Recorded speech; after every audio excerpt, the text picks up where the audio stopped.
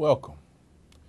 This is the First Amendment, historically speaking, and I will be your host. My name is Frederick Douglass Dixon, and as always, we would like to thank UPTV for the time that they allow for us to come in front of you and hopefully add to the pot of knowledge from this very unique station. And we thank them for all their professionalism and the staff as well, especially young Daniel, who has time and time again proved to us how valuable he is, and we really appreciate all of his assistance. Today we're going to begin by something very unique today. It'll be our very first guest on the First Amendment, historically speaking, and this will introduce this young man to the Champaign-Urbana area, as well as those who are outside of the actual viewing area who may see this on YouTube. So I'd like to introduce a young man who is a graduate student at the University of Illinois, and his name is Mr. Curtis Kelly. Welcome. Thank you so much. Thank you for having me on, Fred. Appreciate it. Thank you. Thank you. So, Mr. Kelly, or Curtis Kelly, just to ask as far as what it is that you think is important today, and you have this time to express your thoughts.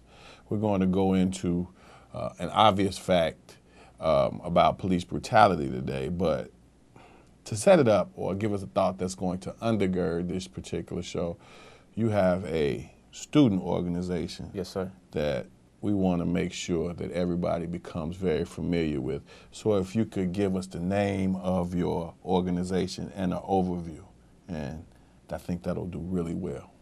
Sounds good, Fred. The name of the organization is the Student Pan-African Movement. The acronym is SPAM. And the mission statement of the organization is as follows. The Student Pan-African Movement is an independent organization of conscious students that have committed our lives to the struggle for a totally unified and liberated Africa. As students, we recognize our unique responsibility in the universal fight against the common enemy of all Africans and fulfill it without compromise. And it is important to note that that common enemy is white supremacy and capitalism, and the ills of society that come forth from capitalism, which is racism, sexism, colonialism, and imperialism. Thank you so much for giving us this introduction. And it would make plenty of sense for you to be here, Curtis, with us, because we intend to get into and delve into some of these isms. And for all of those you all who are paying attention now, ism is only a thought. And we want to get into some of those thoughts by sparking and backing them up with historical accuracies, which will allow us to begin to forward to the youngest person who's watching the information that we understand that you won't necessarily get in what we call mainstream America, that means education, media, etc. So today we want to make sure that we continue that thought and talk about spam, and then talk about some of the things that are very prevalent, some of the things that just happened this weekend. Again, we see what we want to call a overemphasized viewing ability to see a person of color who was literally killed on TV. So that being very serious, and us being those who have this small time, we have to be extremely concise with what it is that we're saying. That's why we invited you. So what pushed you, and what was the aim of you creating SPAM? I think what pushed me to create SPAM is seeing that the fate of blacks, citizens of this country, and descendants of Africa worldwide, their fate lies in the fate of Africa going forth. And you know, those destinies that we have together are forever linked. So what pushed me to create SPAM was the lack of Pan-African thought that's currently in America and throughout the world. So what pushed me to create SPAM was, as students, we have a unique responsibility, as I listed, as stated in the mission statement. So what can we do as students to help unify our people, start getting them focused on what we can do to free ourselves from this oppression? And so that's what we're looking to do with SPAM, and that's what pushed me to create the organization. I heard you mention responsibility, which is very integral in moving forward and creating a degree of positive self-efficacy for young people, no matter whom they are, more specifically for the black man, woman, and child here in the wilderness of North America. And I heard you mention the idea of Africa and a Pan-African movement. Right.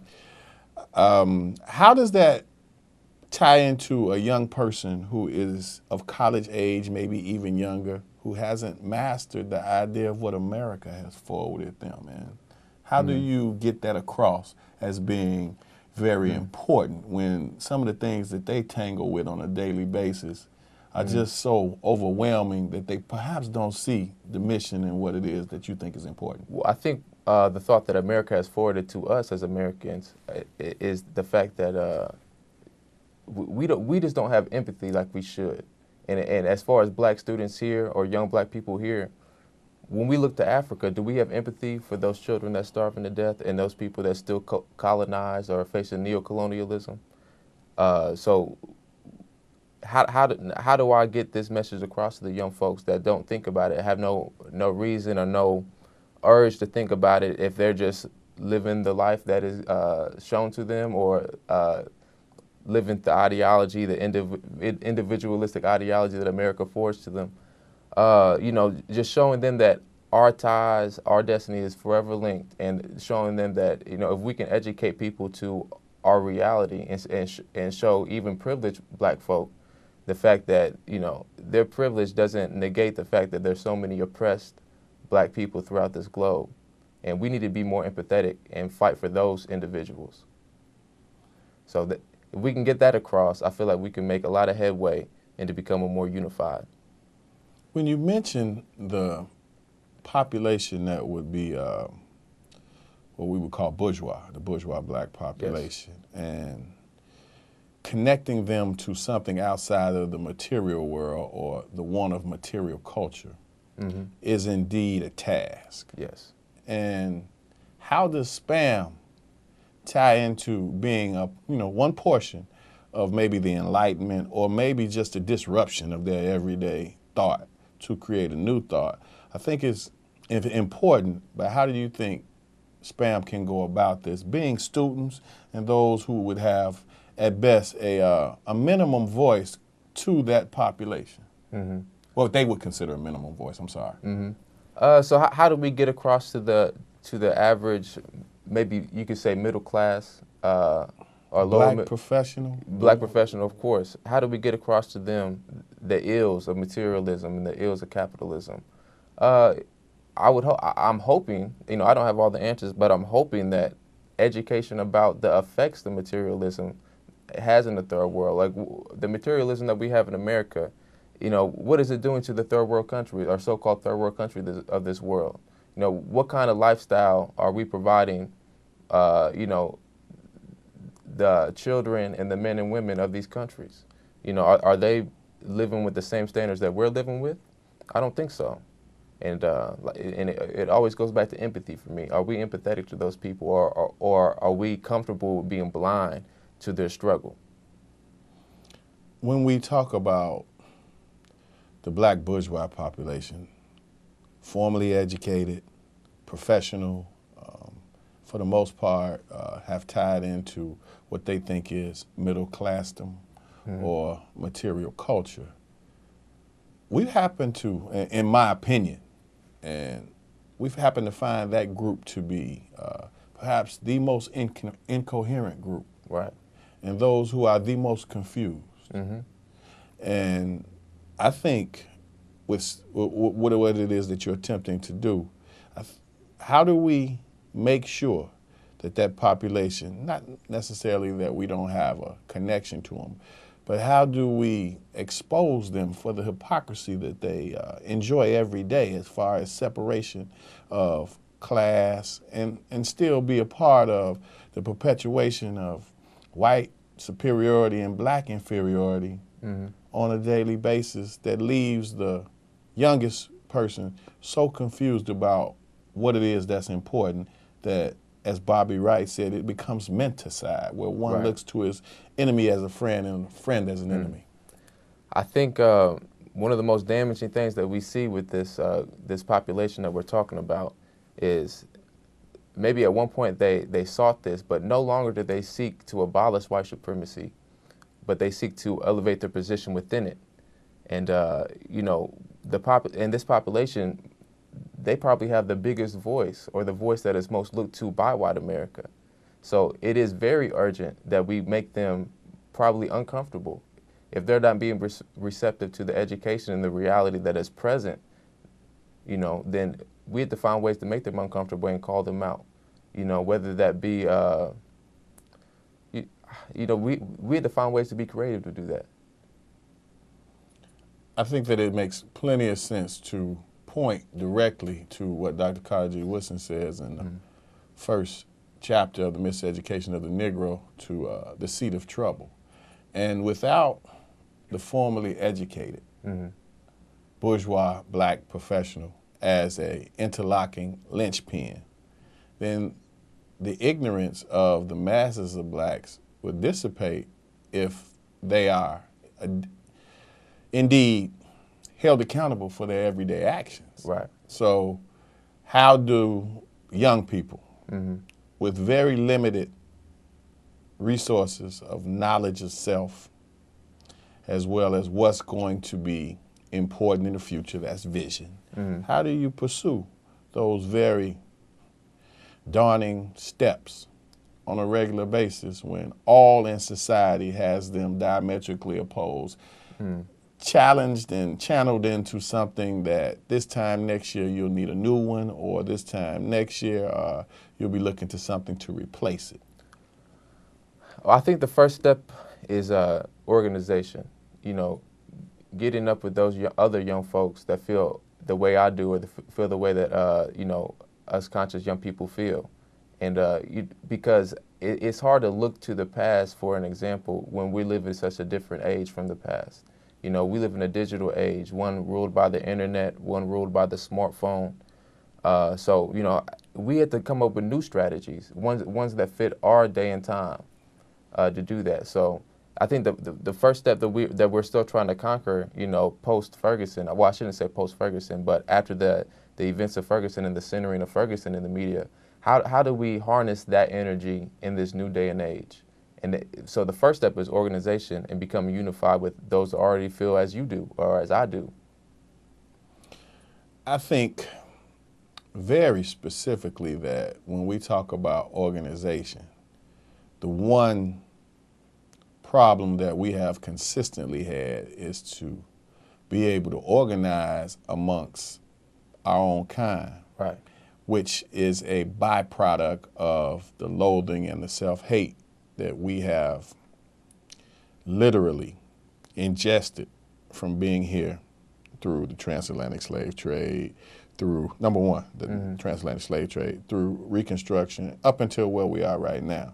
So what would you say to a person, Curtis, who doesn't respect formal education and doesn't respect the position that you have as one who's formally educated, seeking formal education, to enlighten the masses, because it in itself is a connection to the doctrine of white supremacy?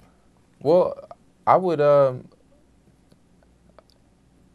almost agree with them. You know, as far as the importance of formal education, you know, not everybody in the movement, not everybody that is going to fight for the liberation of black folks is going to be formally educated.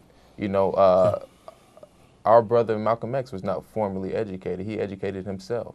And those that cannot attain, those that do not have the privilege to attain formal education, always should have the ability to educate themselves. You know, the books are out there and the knowledge is out there.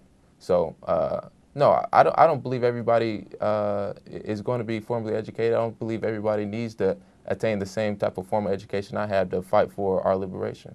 Well, how do you bridge those two and create a climate that it erases the cleavage between the bourgeois and the boulevard? Okay, I would say that many times in the past, probably those that are formally educated are trying to take the lead, and they're trying to you know, lead the liberation effort, when really those that are most oppressed are probably most equipped to lead that, and are better equipped to fight for themselves. They should have the agency to fight for themselves and be equipped with the knowledge and the resources to fight for themselves. So that's a mistake that's been made in the past that hopefully we can start to correct going forward.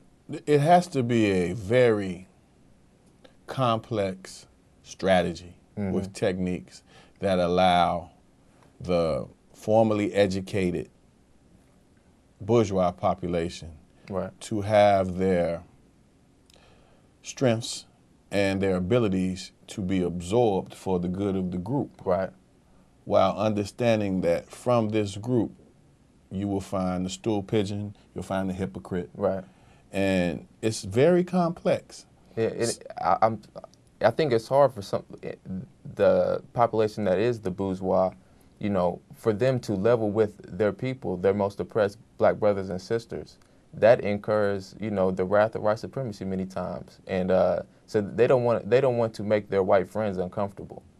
I think that's the problem sometimes, and that's that's a hurdle that needs to be overcome by the black bourgeois, the black middle class.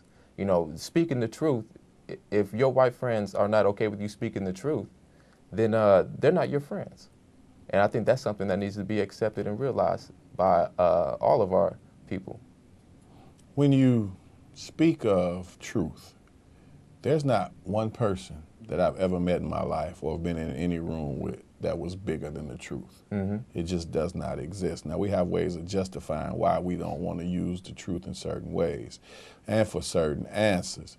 So when we talk specifically about the formally educated population, there's only so much that can be withdrawn from that population, but they have to be included.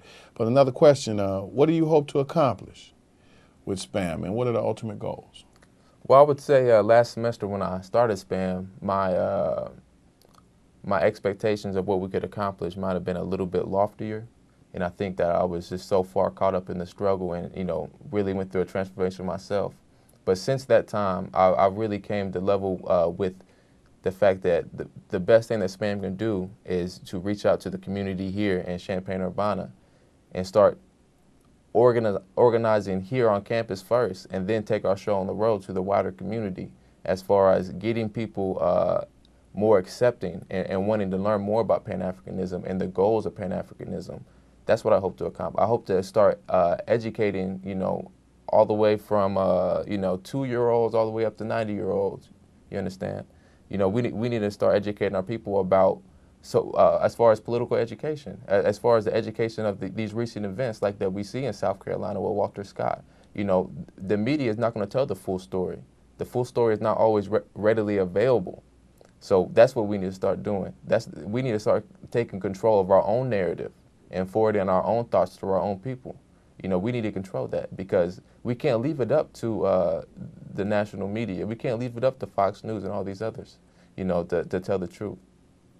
I don't think that you'll find anything other than sensationalism and major profits when you look to the masses of those who control media. So I heard you talk briefly about responsibility.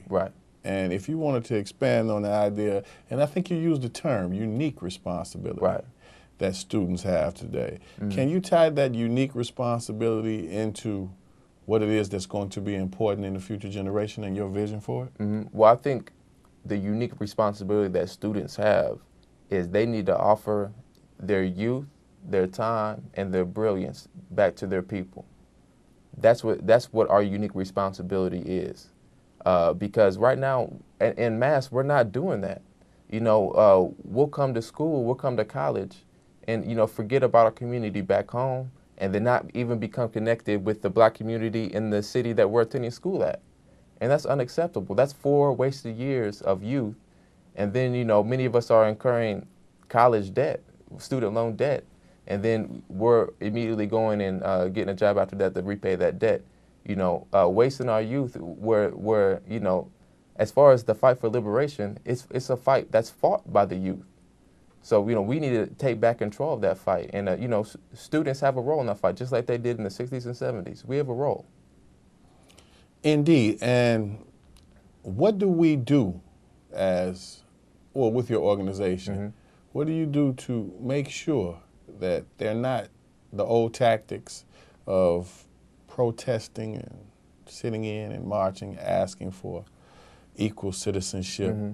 in a society that you know has no use for you as a equal citizen, Mm-hmm. and has proven it to you time and time again, and will continue to prove these same particular aspects of Mm-hmm. American society? How do you forward this to the youngest person who's not going to go to college, Right. who's not going to look to Pan-Africanism as an answer because they have not been attuned to it, because Mm-hmm. of the lack of vision, and because of the way that they see life? Mm-hmm. How do you, as a young student, Right. plan to integrate some of your thoughts into perhaps some of the most servile mentalities that was produced for this specific outcome? Okay.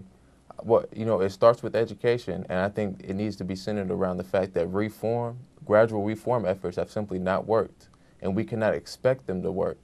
I think that's something that almost any black person in this world can begin to understand, especially going forward from the civil rights movement. The reform efforts simply haven't worked, so we have to look for different avenues for our liberation.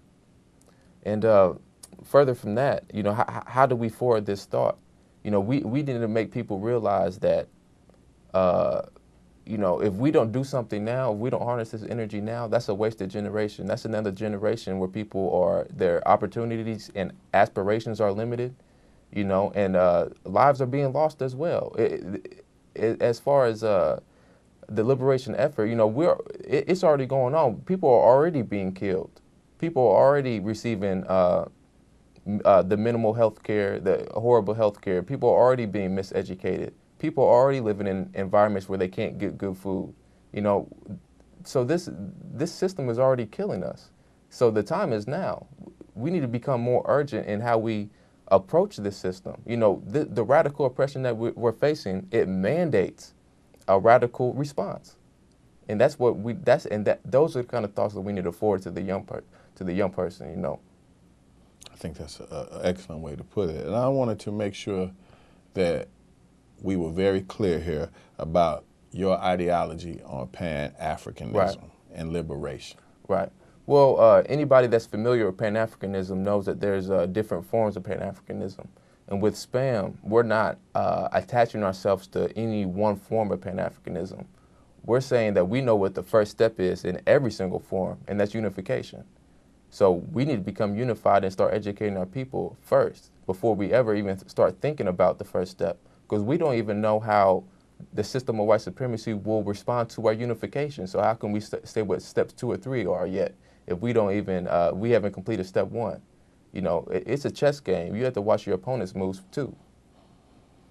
So how do you figure SPAM will be this time next year, and what do you have at this particular point want as a need of a list of accomplishments in a year's time, if you will? Well, I hope that our membership goes up, and it's already on the rise. I hope that we can start having educational events on campus more often. I hope that we can start coming together as a family more, and start supporting each other more. Protect ourselves from any type of race-related stress or mental illness that might come from being on a predominantly white campus. And then in a year's time, maybe start readying ourselves so we can be on point when we venture out into the community, because that's what it's all about. If it's not, there is no revolutionary type of thing with this if we're not looking to the most oppressed and we're not looking to the poorest. It's not just about us students, because we have a lot of privilege as students. So we need to utilize that privilege for the lowest of our race as far as socioeconomic status. I find it very interesting that you would make that point, because what we find from those who have been formally educated is that somewhere within the realm of them acquiring formal education, it is erased, eliminated, or at best lessened about the responsibility of who's important. Right. And we have, for almost 200 years now, understood that, or been given the thoughts that when we have made it as black professionals, we are able to leave the community and do it in a manner whereas those who are left behind are just that, left behind. And we're able to gather and hoard some of the rewards of middle-class America as a token or a symbol of our ability to remove ourselves from whence we came. And how do we move forward? And you, as one who is looking to lead, how do you move forward from here, and what role can SPAM play? Well, the role that SPAM can play, hopefully, is if we are successful on this campus, and I expect us to be successful on the U of I campus, you know, we can freely share the blueprint that we have laid out to other organizations or other groups of students. So that's what I hope to do. Well, I think that your thoughts are very progressive. I wish you the best in SPAM being a success and you accomplishing all that you desire. And we look forward to talking to you in the near future. Thank you, Fred. I hope you have me on again. Absolutely. This particular topic about the youth being involved in our movement towards liberation, freedom, justice, equality, knowledge, wisdom, and understanding is very important. So we appreciate Curtis Kelly for coming on, taking time to visit with us and giving us his thoughts. We want to always encourage the youth to be very crucial about the next steps, the next thoughts, and what will come next. Please do not accept what generations have forwarded to you as average or par for the course. There's nothing about you that's average nor par for the course. Right. So I want to reiterate to you how much, when you're the youngest, that you are the most important. Ladies and gentlemen, this information may in no means change your mind, but because truth and you are so very important to me, I just thought you ought to know. I remain, with esteem and respect, a distinguished man of color, Frederick Douglass Dixon. And as Curtis said, Brother Malcolm was self-taught. Brother Malcolm had a teacher, the most honorable Elijah Muhammad. Hamdulillah.